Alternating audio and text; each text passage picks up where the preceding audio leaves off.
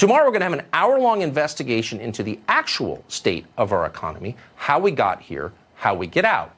But tonight, we're going to go to one of the few economists who has credibility on this topic. Antoni is at the Heritage Foundation. He joins us tonight. Thanks so much for coming on. So if the president comes out to address what everyone knows, which is we're in recession, and by technical definition, recession, and doesn't even acknowledge those numbers, you wonder, are they following this carefully? What is this exactly? No, Tucker, it's clear that they're not following this at all. The only thing I think they're following are the polls. For example, the president was quick to cite the unemployment rate, but not the fact that going by the household survey, unemployment has actually been declining, not increasing.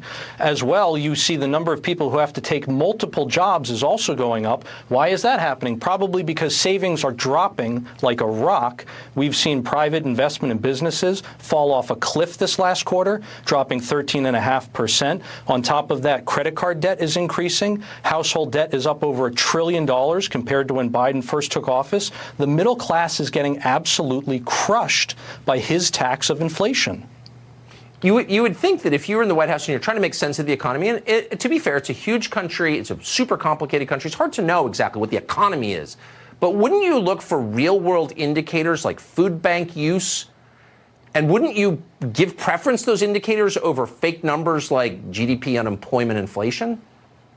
No, certainly that's a very good point, Tucker. But we also have literally mountains of data for months now that have been pointing to a recession. And the White House, and frankly, many of the commentators on TV have just blatantly ignored the data day after day after day. And again, the middle class, it is very evident that they have been getting absolutely crushed. You look at average incomes, for example. Average earnings since Biden took office are down the annual equivalent of $3,400 per person because of inflation. That is just devastating. That's more than some people spend on food in a year.